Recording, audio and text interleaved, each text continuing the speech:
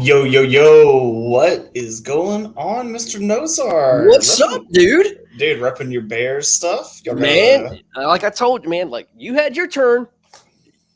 The Stros are 2-0, baby. let's go Looks Stros, like man. a ticket punched again. I think 8 straight times or something ridiculous to the ALCS. Come on, man. Dude, Let's Jordan, go. baby. Chef's Yep. kiss, man. I mean, Guys, even with the clutch cheating right scandal a couple years ago, they're like, screw all you guys. We now. can get there without all that, man. Yeah.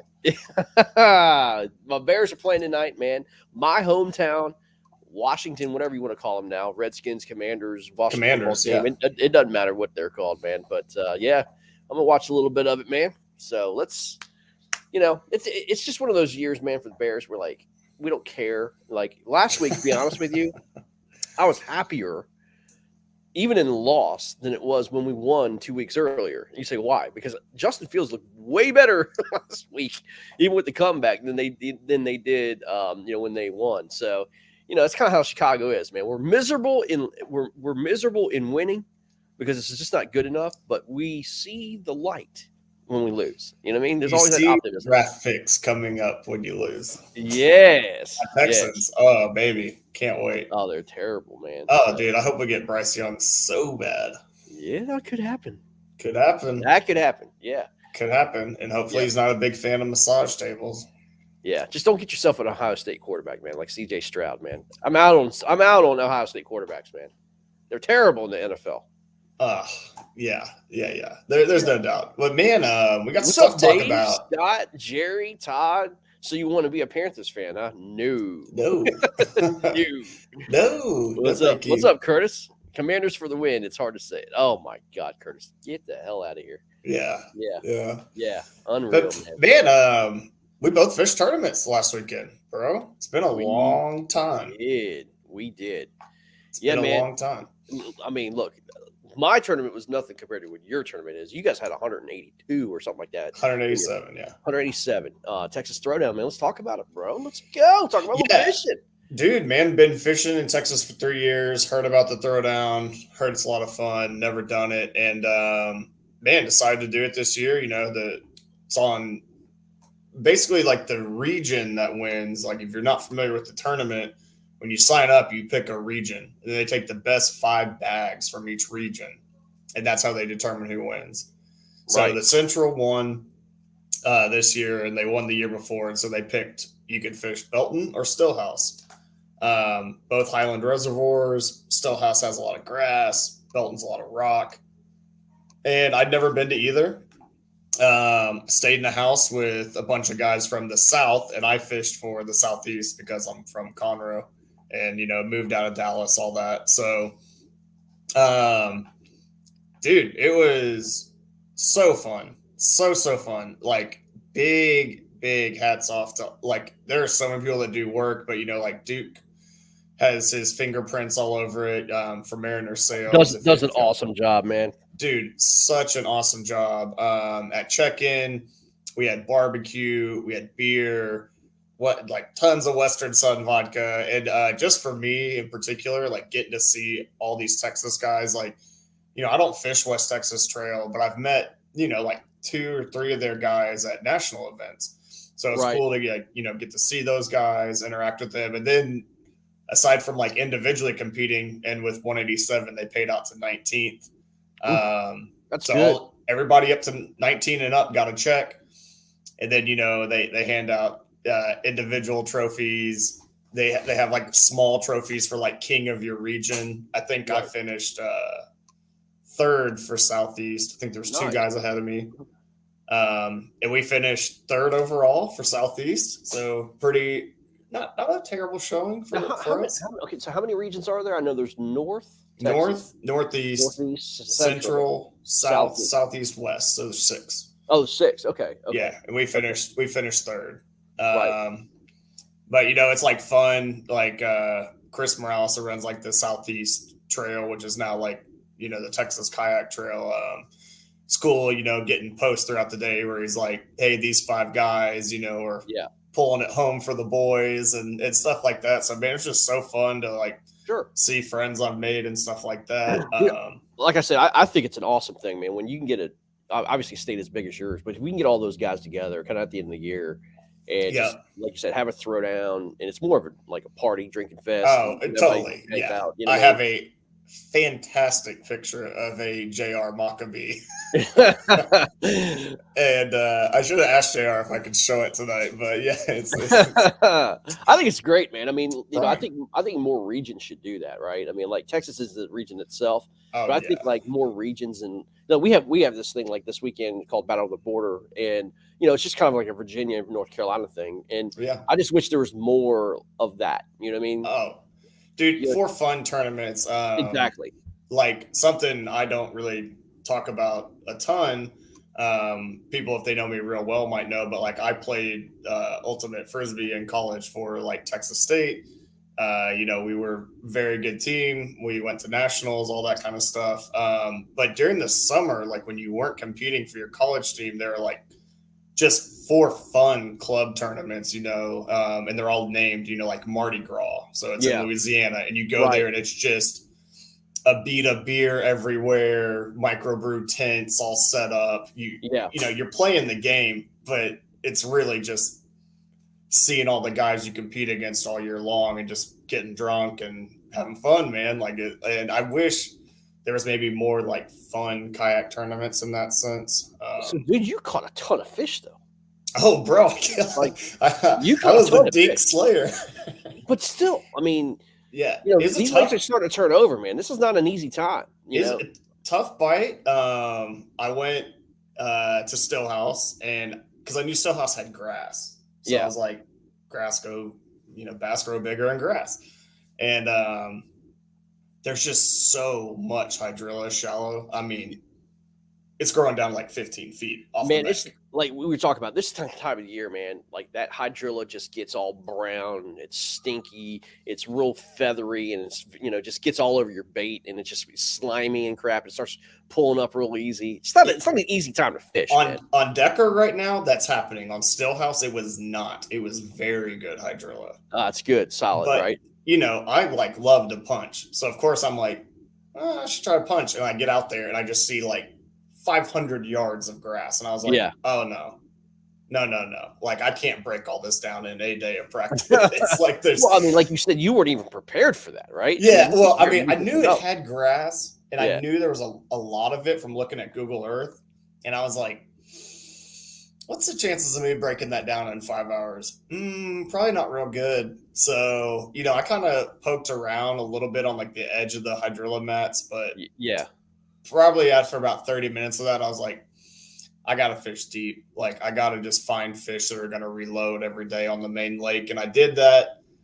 Found a couple areas where schools would kind of come up on some deeper grass lines. And I think I caught 17 fish tournament day. I caught 5 fish. I culled 5 times for like 73 inches, That's 73 and a half. That's ridiculous, man. I know, bro. Yeah, I mean certainly it's a dink fest, but I mean, when you're calling quarter inch by quarter inch, man. I mean, yeah, at least your hands are slimed for sure. Yeah, I had fun. I fished really clean. Yeah. And, You're good 27th confidence. at 187, man. That's for not I got fishing a freaking 27th. lake, like you don't even know where to go, what to do, and how to fish it, man. I mean, it's pretty damn good, man. Yeah, I missed cash by 8 spots. I was happy with it, but mostly, like for me, it was so weird because like when we go to tournaments, we're always like, in such like a killer practice mode. You're so focused on that and retying. Like I didn't retie shit from practice. I was like, whatever, bro. Like I don't care. Like I was just so happy to see friends and do that. I think the first night we were there, like Rolando Nandine came over and Carlos Estrada, some of those guys from the South that fish national events. Rolando won Toledo Bend for Hobie. And like, bro, man, just like really getting to talk like high level stuff with people like that is just, especially if you're like, I'm such a bait junkie. Like I love just talking to people like that, Like it's. I mean, I'm kind of jealous, man, because when you have a throwdown like that and you're representing your regions and stuff like that. I mean, like I said, we don't have that kind of stuff here. I wish we did, man. But I think it's phenomenal. I've always been jealous of that tournament. You know what I mean, or that event, because Oh, it sounds like a freaking blast, dude. dude, it's so fun. A guy that fished for Central, Andrew Jacobson is his name, and he like fishes a ton of Southeast Texas tournaments. So it was like hilarious seeing him like hang out with the Southeast guys, but kind of Yeah. with the Central guys. All the Southeast guys are like, "Oh, you fucking traitor." Bro, I have to tell you though, man. Like I was looking you up, man. You got to get rid of the iAngler stuff, man. That iAngler's trash. Ooh, that was rough. Come on, man. That's so outdated, dude. That's like, I don't know, man. That's just like it's hilarious. Come Like on, dude. Come on, dude. Get with the program. Let's I get think to like one 30X time- or something. I think one time I was like, "Hey, Duke, man, what's up with the iAngler?" And he was like, "What do you mean?" Like, just he totally plays it off. He doesn't like he won't entertain it. He Come just on, like man. you can submit your fish. He's got to have stock in it, right? I mean, I don't know, man. All day long though, like it's a for fun tournament, so like I don't know if the leaderboard was off, but like I just couldn't check the leaderboard all day. yeah. Like I just wanted to see what people were catching and stuff, Like, just I think that's the only place I know that uses iAngler. I mean, I think there's like saltwater stuff that uses saltwater, it. yeah. Yeah, but I'm just like, man, like it's tough trying to find that app to see how you're doing, man. You know what I mean? Like what was weird was I could upload fish super easy. It was Yeah. working great. But if I wanted to check the leaderboard, it would just sit there and spin and be like timed Yeah. out. And I was like, come on. The bro, one thing about it though, I thought was pretty cool is it has like your state flag and stuff next to it. Yes. That is pretty cool. Yes. You know what I mean? Yeah, really cool. Has your state flag. The guy that actually got king of the region for Southeast Texas, he's from Canada, so he has like a Canadian flag. Right. So Yeah. it was hilarious being like, "Who's this guy? Like, who's this Canadian dude?" Yeah. I like saw a screenshot somebody else took, and I was like, "Oh, that's freaking sick." Well, bro, I wish my adventures on the water was as fun as yours. I mean, look, man, Kerr Lake is like it was a last minute thing, right? Because we had the KBF. I'm sorry, we had the KFL championship weekend last weekend, right? So, Right.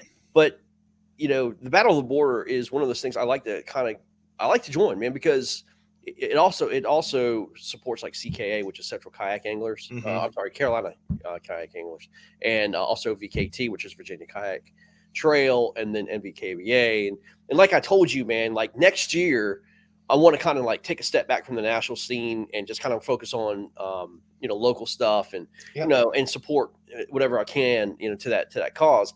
And again, Kerr Lake's one of those lakes, man. It's just not fun. And like Nathan Greenwood went down there, dude, and practiced all week. He didn't catch a single fish. It was fishing Ooh. so freaking tough. Yeah. And so there's this creek I go fish, and it's hit or miss. A lot of white basses in there, man. But I was expecting because, dude, how like in the fall the bait starts getting back in these creeks, right? Yeah. I didn't see any bait whatsoever, man. So I'm like, good Lord. So, Uh-oh. I launched at this bridge, and there's a ramp right there. And dude, I went back 6 freaking miles back in this freaking creek in my Hobie, right? And it's one thing when you're doing it on a motor. It's another thing when you're cranking this Outback back there. And Yeah. man, I started off second cast, threw a spinner bait in, hit a 14-incher. It's jumping all over the freaking place. And I'm just not, man, like I haven't fished in a while, like especially out of the Outback. I haven't fished in a while, right? Yeah. So I'm just trying to get my bearings, trying to get my balance, trying to get, just kind of feeling it out. Totally. And I'm skip casting a freaking spinner bait into a log. It smacks the log like I want it to, just let it flutter down. Boom, And so I'm fighting this thing and it jumps off. I'm like, okay, it is what it is. I got all freaking day. And so anyway, and then I started, trying different things, chatterbait and everything else. But there's a lot of leaves on the water, right? Like right now, I mean, the leaves are just dumping, right? Yeah.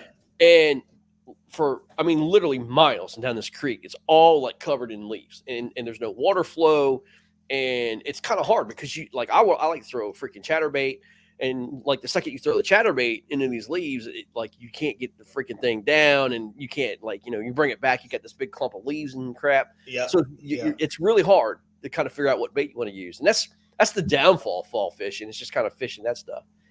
And Blake, man, I'll tell you what, man, I don't know how to fish. Yeah, I forgot how to fish. Just say it. You sucked. I freaking suck, dude. It happened. Dude, straight up. Like, Yeah. the creek is clear, okay? Yeah. And like there's section that didn't have any leaves. Mhm. There's a bunch of laydowns, and so I'm skipping in a freaking fluke, like a white fluke with chartreuse tail, and I'm skipping it in underneath this log, and I see this freaking bass. I mean, it was like an 18-incher, right? Comes up, grabs it. I can see it swallow it. I set the freaking hook, and it starts immediately like running to my kayak, and I'm like reeling down, trying to get it in. And the second I go try to grab my net or try to go grab the fish, freaking thing pops off. And I'm like, oh my God. This happened to me 7 times, dude. In a row. 7 freaking times. And so, like, I had the hook, how you hook a fluke. I had the hook coming out of the back, right? Yeah. And then I was like, well, screw this, man. I'm going to go ahead and reverse it and belly hook it. I tried everything. And once I started belly hooking it, I caught 2 16s. Well, then I threw a freaking fluke up on this, like, isolated log in the middle of the creek, and all of a sudden, boom, and all my drag was just going. I'm like, oh my God. And then I see this freaking like tank of a bass. It's like 20, 21 inches, man. Comes around my kayak, gets underneath my freaking kayak, and starts wrapping itself around my pedals.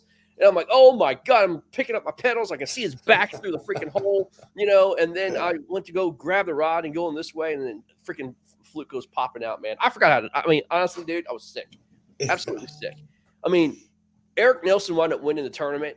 Congratulations. Yeah. But, dude, I had enough fish on my hook. I could have easily taken care of business, and I didn't because I freaking suck. I don't know how to fish anymore, man. It sucks. Yeah. What up, Greg? What's up, Greg?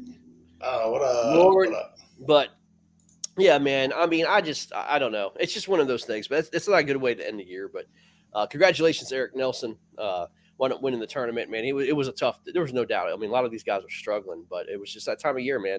Curse is a tough lake, but I had fun, man. Like I said, got the line wet, got the chance to freaking have a little fun, and then I come back, man. I'm watching my phone, and my phone battery's not working, and all this other stuff. But I watched my phone, and I saw 2 games, dude, from the KFL. I saw freaking the Maulers and Indianapolis Knights. That was a ridiculous game. Yeah, great game. Yeah, great game. Come down to 3/4 of an inch, and then by like 10:30, I'm watching, and all of a sudden, man, I see Virginia Reapers just get absolutely smashed. Absolutely smashed. Rest in peace, Reaps.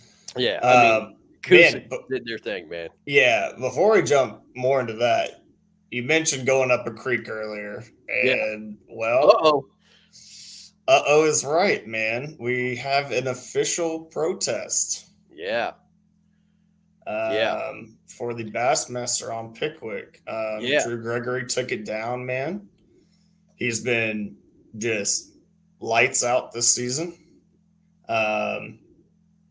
Don't know a ton of particulars, but it looks like multiple anglers have voiced concerns, I guess, about the area he was fishing. I've seen quite a few posts on public forums about it. Man, thoughts? So I've got 2 reactions to this, and I'll say this, man. I blame Bass. Okay. I'll blame Bass because Bass did not set the boundaries the way they should have. Right. At Pickwick, there's southern creeks and arms that they did set a boundary at Yellow Creek, which was 25 bridge. Bear Creek was no boundary set. And the rest of the lake, there was really no boundary set except for dam to dam, right? Wheeler to Pickwick Dam. Yep. When you do that, though, man, it opens the door for basically critiquing where you can go fish and where you can't go fish. And the way the rule is you have to be able to paddle from the lake, right? Or you have to have access of connecting water from the lake. Now, Bear Creek, or this creek that he was in, you can obviously see on the map that it's connected. Yeah, right? Yeah. It's connected. I mean, and it leads, like Yellow Creek leads into Bay Springs. And when I started seeing these like yellow bellied spotted bass, I thought that's where he was. I thought for sure he's out of bounds. I thought for sure he was at Bay Springs, because that's really the only place I know out of Pickwick where you see spotted bass like that, right? And I'm like, there's no way this is going to stand. And then another thing too, kind of raised the red flag was when you have a guy named like Guillermo, right, in his ability, and he's catching like 83 to 86 inches or whatever it was, and then Drew's like 95, and I mean that 94, separates, 94 something. yeah, that separates first and second, and then the species of fish is nowhere near the dominant species of fish of that size in that lake. I knew something was wrong, right? You just have to you know something's wrong. I mean, it's just not the way it was, you know. I mean, maybe, you know, like it's hard because I mean, when I saw that, I mean, Drew's had just a crazy John, year. go Bears, man! Bear down, John Allen. Let's go. John Allen looking for sponsors. Hey, Let's man, go. dude, you weren't even at Throwdown, homie. I wanted to see you there. Yeah. That was my greatest disappointment with Throwdown. I didn't get to see either one of the Allen brothers. That hurt my heart.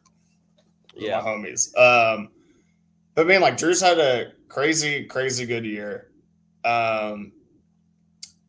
But I guess, you know, like I really don't want to like take away from like any accomplishments, but like we kind of have maybe seen, not seen, hard to say. I feel like it's maybe a thing. It doesn't get talked about a lot. When guys start having these type of years, it's kind of like where there's smoke, there's fire. Yeah. And then I guess maybe they get to a point to where the other anglers finally feel like they have to speak up. I don't know Drew Greger personally, and I'm not saying he purposely did that. I'm just saying, you know, like we saw a deal before with like Russ. Russ was really dominant. And then it came out he was like in a marina. And then, you know, like he's kind of been laying, I don't want to say laying low, but he's not been the Russ Snyder's that was like so dominant. And then, you know, Drew's having this insane year, bro. I think he's won like 5 national tournaments. Right. Like 3 bass, like a Hobie, maybe 2 Hobies. I don't know. I mean, it's just crazy. But, you know, when I saw him take it down, I was just like, God, dude, he's just unstoppable right now. And then like the protest came out, and I was like, ugh, like, and these are from anglers, right? You know, like the official protests come from the other anglers. So I mean, these are his peers. We're not saying Drew cheated, John. I don't know if he did or not, man. I'm seeing that multiple anglers put in protest because they think he was fishing in a legal area. Yeah. I have no idea if he. Well, I mean, like here's the thing too, man. Like my understanding was it's an area that is connected to the lake, but the water was dropping, and that the area back in that creek, because the water dropped so low, I guess there was like log jams or hard bank or something that you could not pedal over. You could not get your kayak over without getting out and like dragging it over that. BK, here's my problem though, okay? KBF allows you to do it, right? And you can go over like beaver dams, temporary objects, something that's not permanent, but no man-made objects like levees and all that stuff, right? Yeah, rollers. The thing is this, you can do it at the Susquehanna River, even with Hobie, okay? The Susky allows you, I mean, you're allowed to like get out of your kayak, tether your kayak. It's stated in the rules beforehand you can do it. Right. But dude, here's your problem. If you do it there, okay, and if it's river specific, you need to basically all three KBF, Bass, and Hobie need to get on together and say, look, man, here's the global set of rules. And each lake is going to have its own little thing. Like Grand Lake, you can't get away from the bank for 50 yards. There are going to be little special nuances and stuff like that. But I guess my question is this: if you're going to allow it for Bass and Susky at Susky and Hobie at Susky, if you're going to allow it for there, then why would you not allow it anywhere else? I don't understand. Like, why is Susky so special that you're going to allow it for that and not allow it for everywhere else? Now, with all that being said, the rules were the rules, right? Bass said, and they had a captain's meeting that said, you have to navigate. You cannot get out of your kayak. You have to navigate either from the lake or through wherever you are. Having a temporary object, and I think Drew even admitted, I think it was on the other podcast, he said that once he saw the obstruction or a laydown, he then turned back upstream, which means that there was a disconnect. And another thing too, by the way, going 24 miles south of where the lake is, I think is a little extreme too. You know what I mean? 24 miles up a creek. I mean, are you really fishing Pickwick? Well, I mean, Come on. that's boundary stuff. I mean, Yeah. whatever. Like, I don't care so much about that. I think the thing is like whether we're talking about the Susky or any special body water, if there's a rule that's exclusive to that tournament, I don't have a problem with it as long as the rule is like clearly stated, right? Yeah. So if it says you can get out as long as your kayak is tethered to you, that's fine. But if it says you cannot leave your kayak, And bass is like that to the latter, BK. And I know because Yeah. like I've fished a bass tournament this year. Yeah. Like I know what the rule was when I fished with them was you don't get out of your kayak to like pull it over something. Right. So I don't know. You know, I've seen some social media videos of the creek and stuff like that. It certainly looks low, but even that's hard to prove from day to day because the water was dropping so much. You know, Yeah. like, and ultimately, man, I feel like bass. I feel like their hands are tied, man. I don't think so. I think it's clear as day. I mean, I think you have to DQ them. I don't think like we have seen across other major trails if there is a shred of unless there is like a message of Drew saying, "Yep, oh I got this spot," and I literally have to like pull my kayak over, lol, XD, whatever. Like I just don't know. Like I mean, Ron Champion's still fishing, man. Like because he said what I didn't know I couldn't bend the board. Basically to something to that effect, and like he's still fishing. Like I'm not okay. So look, I'm not saying ban Drew Gregory. I'm just saying I think for that particular event and the AOI, I mean, at the end of the day, man, look, here's the deal. Like I said, Drew said this great in his video. He said, "Look, man, I have a different skill set than a normal lake fisherman. I can't go out and go out and deep water fish and all that. He's a creek fisherman. That's what he does. I mean, everybody knows that. When you fish against Drew, you know he's going to be in some creek somewhere fishing some skinny water, and then either a fish you're going to be there or not. Yeah, and like he said, having it under protest doesn't bother him because that's the only way to keep everybody accountable. And that's and BK, let me say this. that's fair. I think that's what's wrong. I come from the golf world, man, and I think that's what's wrong with half the things that's going on. There's trails, like you just said, that keep on sweeping things under the rug. You know what I mean? Allowing bigger names to do things that are in gray areas, right? And no one in the field is really kind of keeping it accountable because no one wants to have that, like a protest underneath their name, or they don't want to sound like crybabies, or they don't think, all that stuff, right? Yeah, you don't want to be the person that called someone else out. Yeah, but it was like you don't want to be that guy, right? You know what I mean? Yeah. It's kind of like the prison theory. You don't want to be that snitch. But dude, in golf, like that's the only way to keep the sport clean is you have to keep the field accountable, right? And BK, you know it and I know it, man. When we try to do that, like on stuff that we run, either through KBBT or KFL, we're considered like, the bad guy. You know what I mean? But until the bigger names start calling out the bigger names, man, it's gotta get to the point to where these people have to start standing up and saying something. And if you feel that somebody, I don't care what the big name is, did something wrong or needs to be looked at, they've got to start saying something. You know what I mean? And not feel bad for it. I just feel like it was a step forward that if you think something happened, that multiple anglers said, "Hey, I think something happened."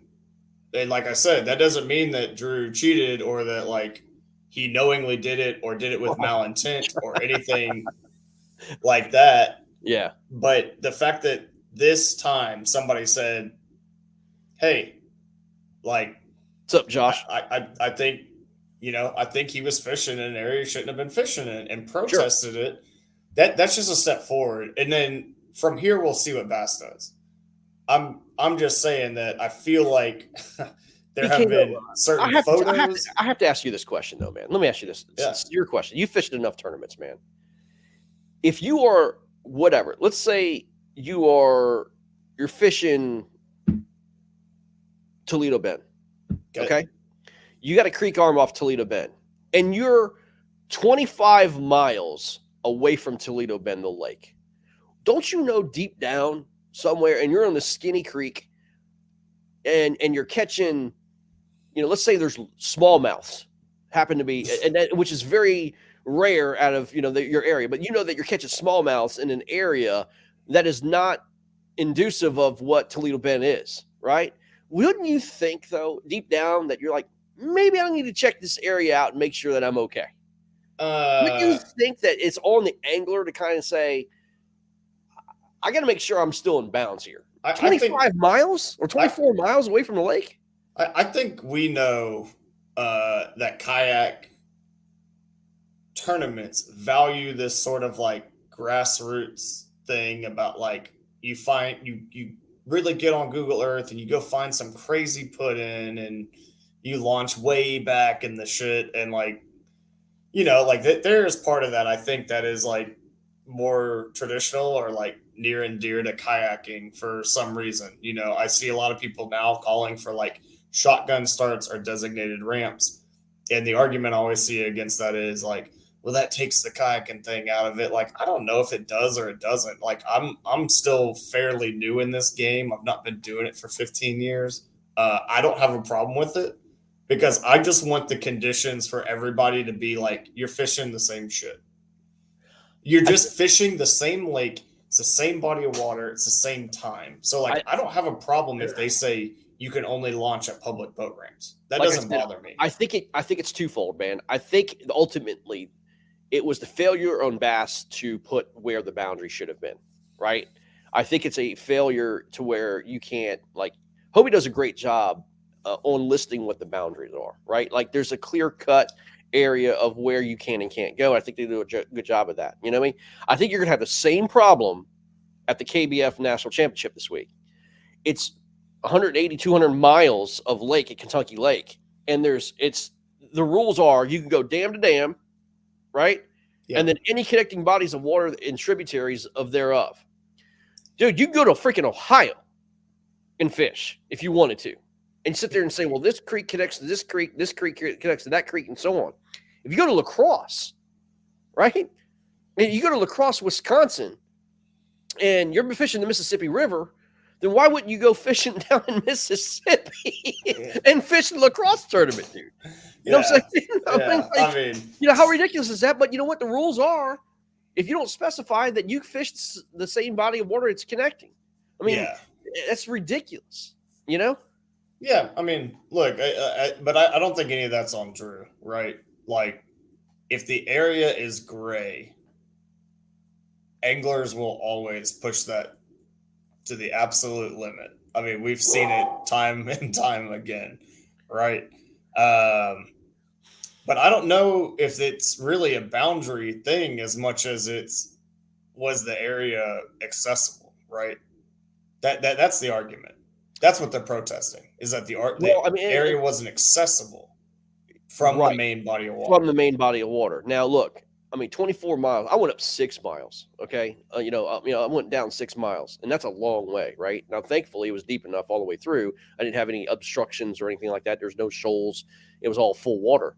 But that's a long – dude, I can't imagine. That's 4 times as long as what I went, and it took me all day to get there and then back, right?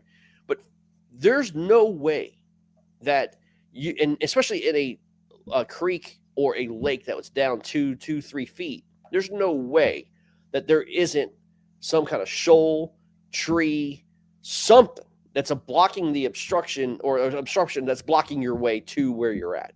I mean, there's no way. It's nature, dude. You know what I mean? Yeah. And I'm just saying, like, even at like, we fished a very, very flooded Sam Rayburn for a Hobie event. Right. There was guys launching off bridges and shit. Sure. I mean, they're dumping their kayaks in wherever you could get them. And the launches were flooded. Yeah, but I mean, even the launches were flooded. So, like, I thought AJ and everybody that fished that tournament, was there probably somebody launching in a pasture? Yeah, probably, but they didn't win the event, so it doesn't matter. But I thought AJ was basically like, if it's main lake and it's public land, man, like you can put it in.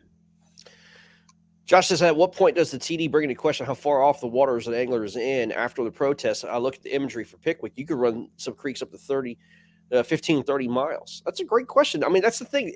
That has to be set before the tournament. You know what I mean? Those type of boundaries have to be set before the tournament. And and to like Josh's point, I think kind of what I was saying. Yeah, JR, what up, man? I was talking about you earlier with that great picture I got. I wanted to show my people. But like something that like when I fished Hobie anyways, was that they have boundaries for launching. And so as a judge, right? So let's say like the 5 miles back in that creek, right, is a launch point, and then you get a fish with the geolocation and it's 10 miles past that and it's been 30 minutes since they launched. Well, you can do the math on how long it takes to run 10 miles in a kayak. Like, right. Yeah, you better not have a fish past 10:30, right? Exactly. I mean, right before 10:30, right? And so, you know, it's like there are things like that at least when I fished Hobie, I thought that was very effective because I was like, they were like, as long as you launch here, you can go as far as you want. Just don't drag your kayak over anything. And like that's it. So, you know, I thought that worked well, but maybe that's happening in other events too, and I just don't know about it. Like I'm not the most well connected on that front, but like I had heard rumblings before this tournament about people launching and doing very well in national events in these gray areas. Right. So, well, I mean, okay, so let me ask you this though. With a broad stroke, when somebody is dominating, like consistently in this sport, particularly, should there be red flags? Like, if you win like 5 times or 6 times out of the year, okay, in various tournaments, I mean, what's your thoughts on that, man? I mean, because you know, like, especially with the fields that these guys fish in, and then, you know, you're still going against nature. I mean, what's your thoughts about a guy that's ultimately dominated? Because we've now seen this several times, right? Like, something's got to be called into question. I think, Greg, I'm just a believer in this, like, because I like a lot of obscure sports, is that, like, if we were living in, oh, thank you, wine. Right. That if we were living like 15 years ago and a guy was doing it, it wouldn't surprise me as much because, like, not everybody had forward-facing sonar. Thank you. Like, not everybody was as, you know, there wasn't sort of YouTube content this now. The fields now are too good. The fields are too good. Right. Like, let me just give you this past weekend. J.R. Maccabee won it the year before, and another guy in our house won it 3 years prior, Jacob Moeller. Mm-hmm. Hey, Maccabee, how'd you do in that tournament, bud? Oh, you skunked? Yep. Moeller caught, 5 fish for like 60 inches, 63 inches. Moeller's like one of the best. He just won at Lake Fork, man. Like, the dude is a hammer. And he can't win 5 events in a row in Texas. Right. I mean, at all. Like, there are just too many talented anglers now. And that's why I brought up the thing earlier with, you know, Russ. Like, I've met Russ, man. Super nice guy.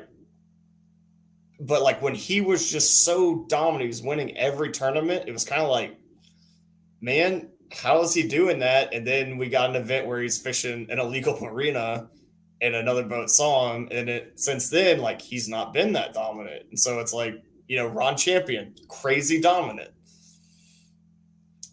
Like, I haven't seen an example of somebody being that dominant and there not being a little smidge next to their name. Well, to me, though, man, is like, I guess what calls me kind of take a step back is if you're fishing the tournament, like, some of these guys are like ghosts. You never see them. Like, you're never launching at the same launch as these guys. Like, and you would think, though, BK, that eventually you're going to see somebody, like you would see him somewhere, right? But you never see these guys a lot of times. You know what I mean? Like anywhere. Sometimes, man, but like, I guess like obviously I'm from Texas. I'm very like prideful about the Texas fishermen and stuff, but like I am a big like Guillermo simp, like and Brian Howell. Like I love those dudes. I think they're so good. But like to watch Guillermo this year in a tournament I fished against him at Fork go out and just string 92 inches together on a freezing cold day like it was nothing. I was like, God, dude, like I don't know how he does it. But then the next day he like zeros.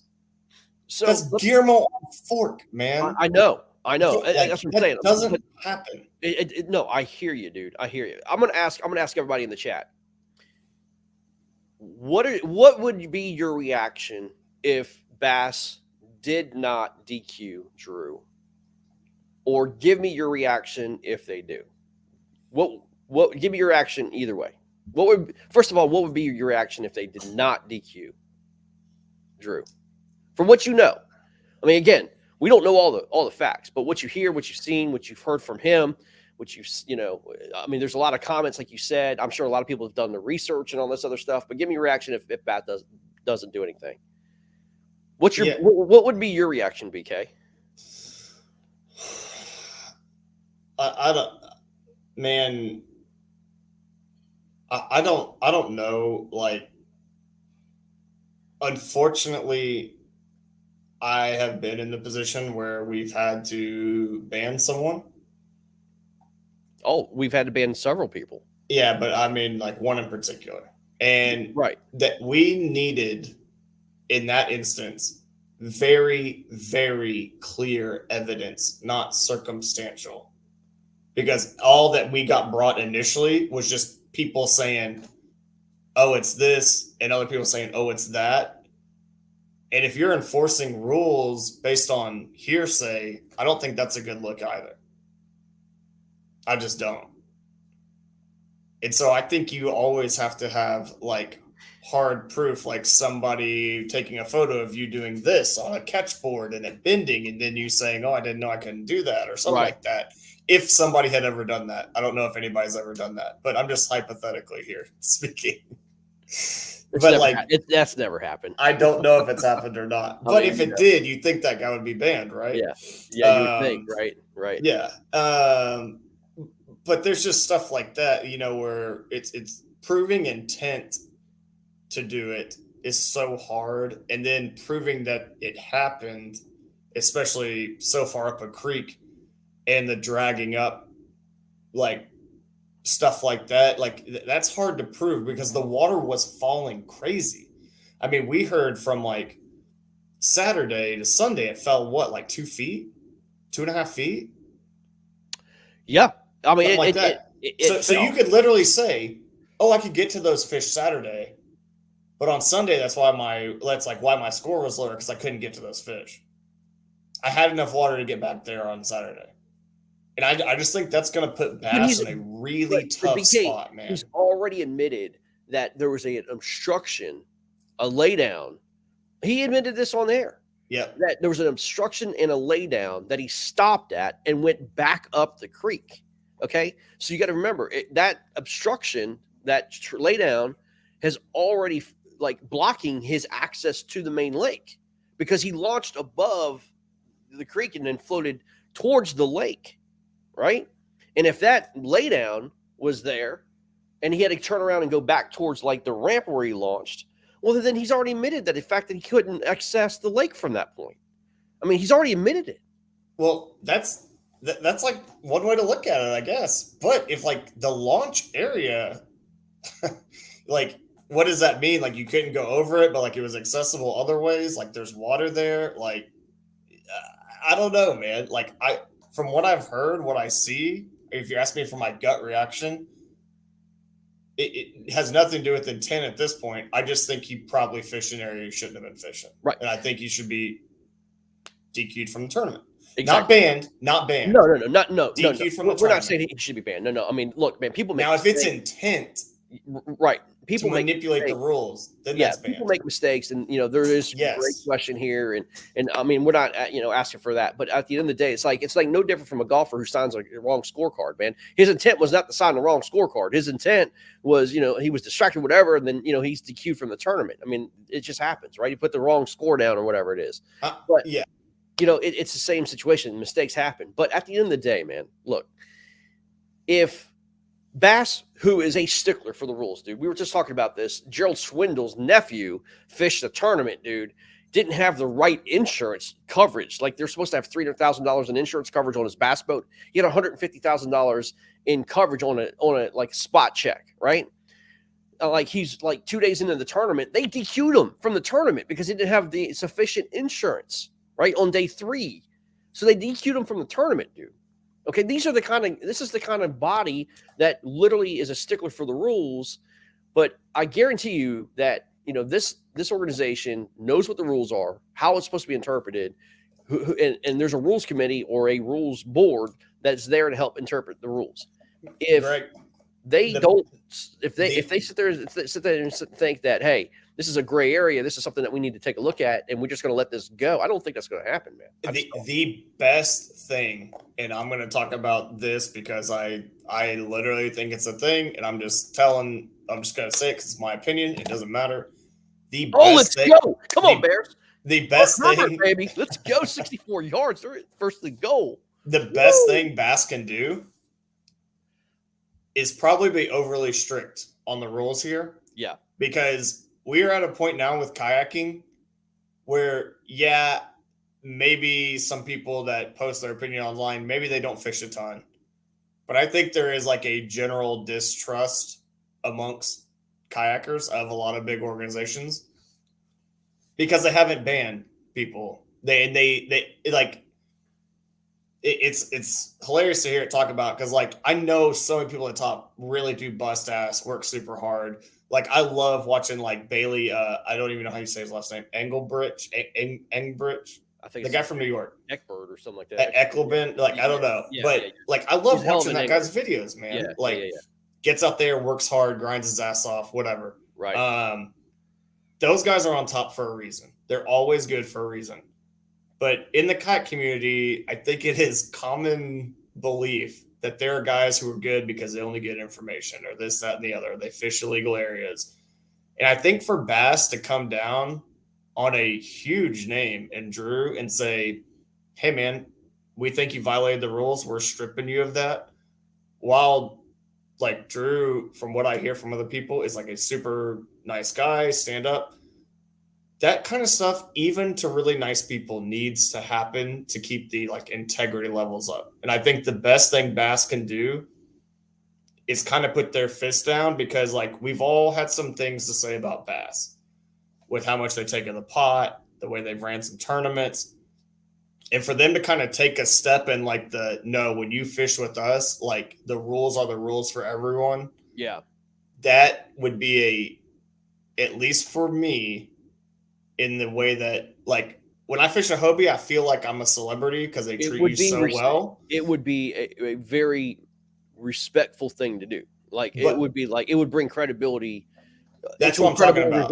Right. That's what I'm talking about because, like, the one, at least for me, black eye on Hobie, as much as, like, I'm a homer for, like, their tournaments because I think they're great, is that there's just some guys still fishing their tournaments that I don't think should be. And that's always the black eye. It's like you had a chance to make an example of somebody that did something bad and you didn't do it.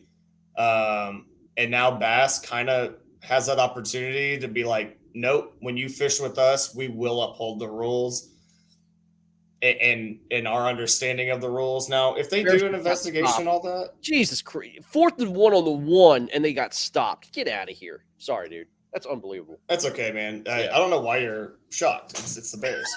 Shocked, dude. Come on. At least they ran the ball. Yeah, at least. But like that's kind of just where I'm at. Is that like this is a chance for them just to kind of like put their foot down because like man, if there has been a failure in KBF, that's been it. There's been lots, but like that is one. Okay, so let's just be real, man. What about like the protected names like Hobie and Bass, and then they're given a pass by a lot of people, okay, and a lot of podcasts. They're given like an absolute, like they're looked at a completely different way, because damn well, dude, if this happened into a KBF event, all hell would break loose. All hell would break loose. The freaking internet would be blowing up if this happened at a KBF event. But this is kind of muted because this is on the Bass event, dude. Greg, I think the difference is that there's been, from my knowledge, like one black guy on a Hobie event, like, with an opportunity they had maybe to do things a certain way. And like, for whatever reason, like I'm not privy to that, legalities, whatever, they chose not to. KBF's had like 15. But they've been around longer. So what, man? Like, I know that was like an earlier time in kayaking, but like they kind of had, like, this is the deal with KBF, right? Like they were the pioneer, but like heavy is the head that wears the crown, my man. You know that. Like in Hobie but now has that. But should it matter though? I mean, yes. Should it matter? Yes. But yes. Okay, like I'm talking about Ron Champion. That whole thing when it happened to him. I know. Dude, people were like trying to sweep that under the rug as quickly as possible. You know what I mean? Like, oh man, he didn't break the rules. I mean, you heard all those excuses, man. Like, it really wasn't against the rules. Yes, it was. Yeah. I mean, and like I'm sorry. I mean, I like AJ and all that. I mean, but what I'm saying is that was an isolated incident, and since then, Hobie's like gotten it together. I don't know of an incident since that outside of like the dude fishing Marina, which they DQ'd the fish for the day. So it's like they're kind of from the tournament. Maybe so. Like I don't disagree with that. I think that too, but I'm not the TD, and if that's not the rules, it's not the rules. But what I'm saying is they've made like the steps to correct it, where it seems like, I think for most people outside of KBF who aren't in their meetings and don't know all the rulings, we've had one too many like incidents there where it's like, you're going to punish that guy, you're going to do anything, and they just don't. That, I mean, maybe you know differently, man. That's just, you know me. I've never fished a KBF event. I don't fish them.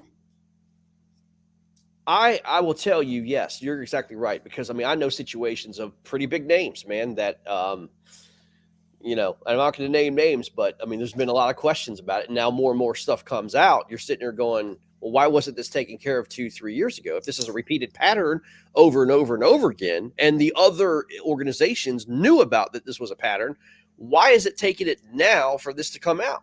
I mean, and how much money have these people won on the backs of other anglers? But again, it's a combination of things. It's anglers not holding anglers accountable.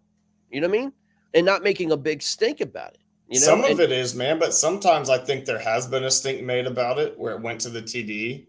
And like you said, and especially, sorry, but with KBF, I've not fished it. I don't know, but I hear a whole lot of talk about where people filed complaints and it was just not ever brought up. Well, that's the problem. I mean, I know swept under the rug by TDs. Well, there's been people that have failed lie detector tests and nothing has happened, right?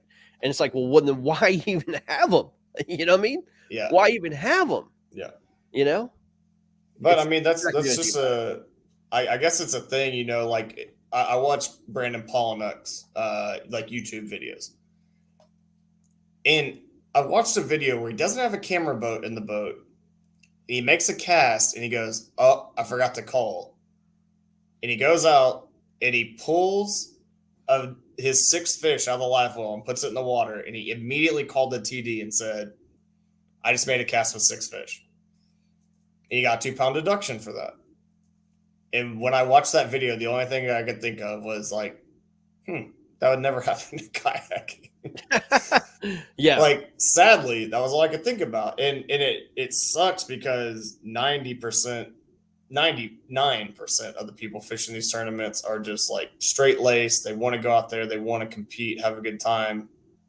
But just a few, man, that have like pushed the limits so far. And I feel like people Well, I haven't cracked compare. down on it, Well, I man. compare it. Look, man, you know this. I was in the NASCAR world for a couple of years, man, Yeah. and that whole stock car industry, man. And look, man, there was an old adage, man. If you ain't cheating, you ain't trying, right? If you're not trying to do something that's going to be pushing the boundaries and pushing the boundaries until you get caught, and usually when you get caught, it's kind of like a slap on the wrist, and then there's no strict punishment for people who do break the rules. Now, Chad Knaus with Jimmy Johnson, finally, I mean, he was suspended, he was stripped of a title, and finally the NASCAR started coming down on these guys because they were their rules of cheating was so egregious, and there was such a competitive advantage. And you have 7-time world champion, Jimmy Johnson winning when we all know Right. four of those were literally cheating. Yeah. There's Patriots. just no way around it. I mean, Chad Knaus has been cheating since the day he got into NASCAR. But again, I'm not saying, these guys who know the gray areas and know the rules, and they use the rules to kind of, bend them to their advantage, right?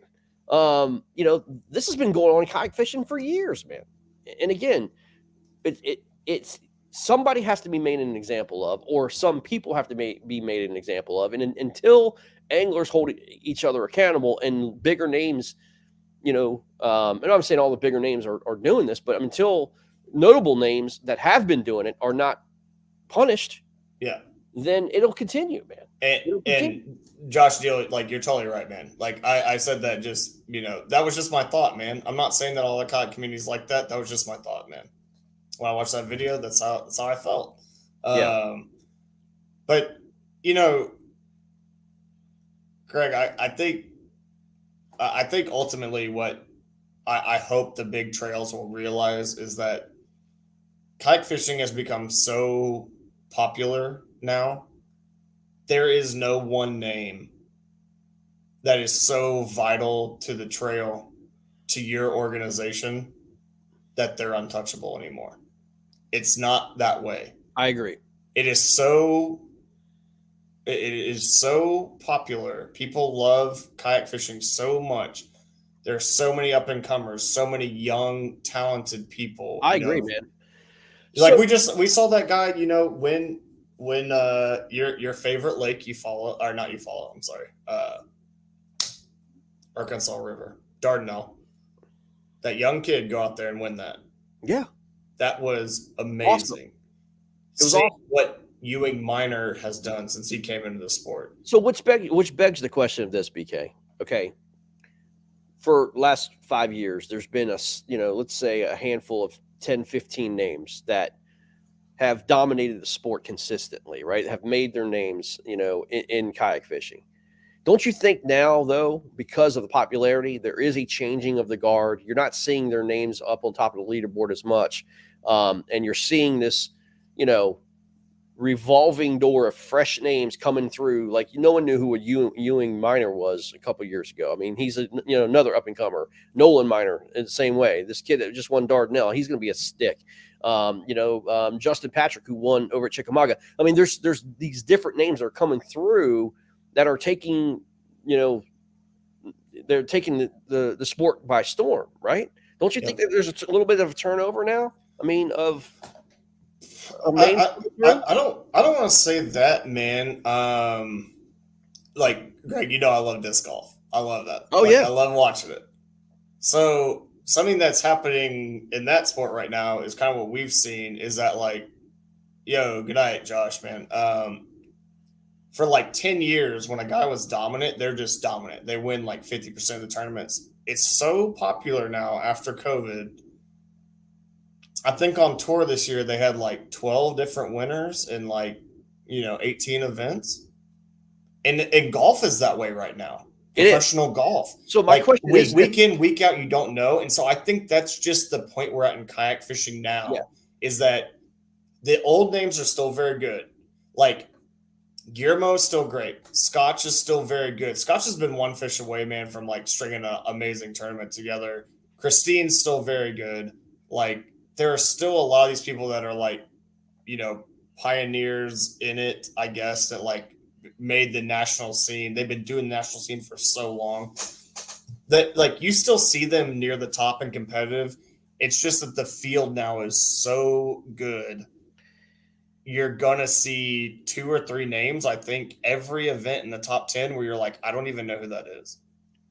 No, I agree. But is it good for the sport not It's to have your amazing bigger for the names sport. continue to do well, or would you rather see a slew of unknown names continuing to win? Oh, it's amazing that we are getting these like unknowns throwing it down.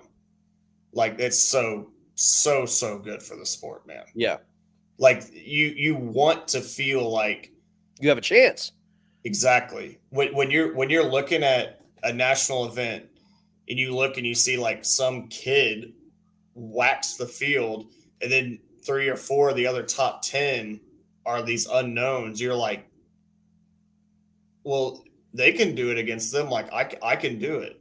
Yeah, Like it makes you self-belief when you see the same 10 names over and over again. You're like, I can't beat them. Like, and then that starts all the, oh, they're sharing info, this, that, the other, which I yeah. think is so stupid. But like, I, I think it's so good for the sport, man. Like so good. So, with all that being said, we got the KBF National Championship coming to Kentucky Lake, Yeah. right? Give me your top 3.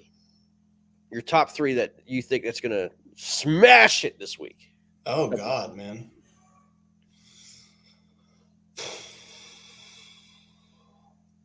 At the KBF National Championship, I don't even know who's going. I haven't even looked. Because like it's not like a TOC thing, man, where like you have to qualify. It's if you've caught a bass, you can fish. Which is, I don't know the roster. Like, yeah. I mean, and your bigger names are there. Of course, Yeah. but I don't know which ones decided to go and which ones didn't. Yeah.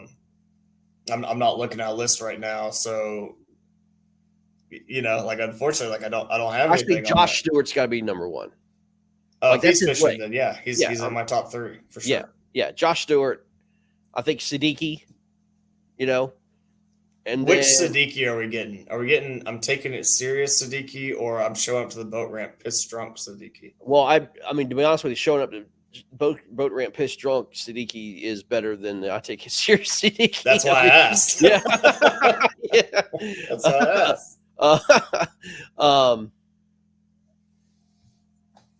And then I'm gonna, man. I'm trying to think. Is Guillermo fishing it? Because if he's fishing, I'm picking. I think like Christine.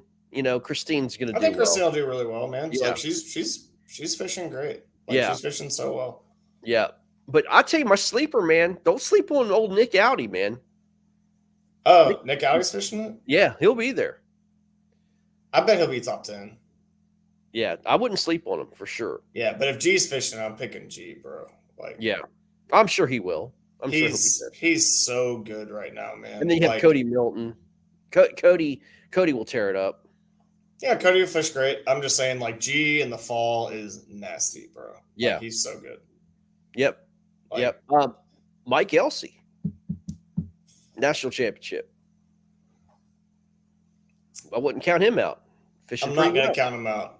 But then, you asked for top 3. I think Stewart, G. Don't forget about Derek Brundle, Matt Conant. Those guys will be there. Yeah, I may take Christine 3rd, bro. I don't know. Like, she's just fishing really well right now, man. And G is too. G's been on a heater, so, you know. For sure. And I'm a Texas homer, bro. So, like. Eric Siddiqui just wrote me. I think Eric Siddiqui is the favorite to win.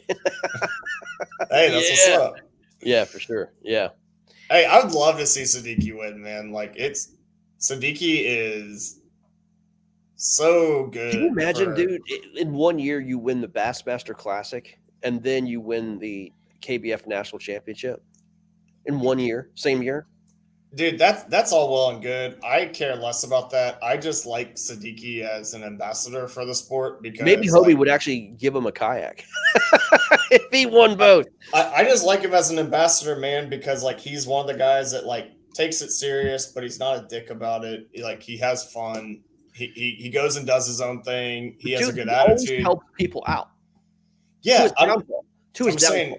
right? Great ambassador for kayak fishing, Yeah. like what it should be. Like it's about fun. You don't have to be such a serious asshole all the time, man. Yeah. So like, yeah, I Yeah. like that. I'd love for Siddiqui to do that, bro. Yeah. And then right after that, man, obviously we have the KFL championship at Chickamauga, which could be fantastic. The Maulers versus the Coosa Kingfishers. Who you got, bro? Bro, I honestly, I'm not going to give you my pick yet until I see the water. Oh, come on. Come on. Yeah, I mean, seriously, I want to see the water. Okay. Yeah, and there's a reason for it. Okay. There's a reason for it. Okay. Yeah, I want to see what's up and see the lake conditions because I think that matters. It does. All I know is it's gonna be close, man. It's gonna be really close. I don't know. I have to look at it and see what's up. Yeah. But and then after that, dude, it's the TOC, man. Dude, TOC. Oh, I can't wait. That's gonna be such a great tournament on Caddo, man. Mm-hmm. It's gonna be so good. Yeah. So good. Like hats off to the scheduling they did there. Very, very nice. And again, man, I mean, my favorite there is Josh Stewart too. Stewart is definitely in my top 3. I'm not gonna pick against G, and I'm not gonna pick against Scotch. Yeah. Like, is Scotch in the TOC? He is. Well, there you go. Yeah, they did very well at the KBF event on Bisno. Obviously, that was a different tournament, a little different conditions. But Caddo is a very similar lake. I think they'll do very well. So right on. And I'll tell you, dark horse pick for that one is Bailey. Ooh, Mr. New York coming down, man. I think it's in the fall. Spinnerbait bite should be decent. Guy's a wizard with a spinnerbait, man. I think he'll do quite well. Yes, yeah, Siddiqui's gonna tear up Kentucky Lake. Oh, is he? Yeah. Was he launching 24 miles up a creek or what? He just wrote me. He's launching 23 miles up a creek. Oh, nice. Yeah, perfect. just so there's no confusion, and yeah, he'll be fine. Yeah, nice. Good for him. Good for him. Oh my gosh! All right, guys, listen, we're out of here tonight, man. I'm gonna go watch my Bears. It's a 0-0 game. They've turned it over now twice. Barn burner, bro. Twice in the red zone, and it's not been good. So anyway, it's 0-0. It's 0-0 with 4 minutes to go in the half. This game, Patron, barn burner. Sorry, we out of here, but Patron's another one, man. I wouldn't sleep on, man. At TOC? No, at Kentucky Lake. Oh, Kentucky Lake. Hey, Patron, just he lives on in the chat. Let us know. You finished in top 10? Yes. Are you?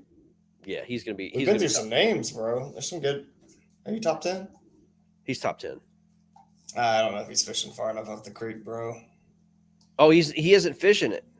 Oh, see, damn. Greg, not top 10. Your predictions. No. Dang. Oh, work. That sucks. That yeah. sucks. Hey, I want to give a shout out to my boy Robert Brown, man. Yep.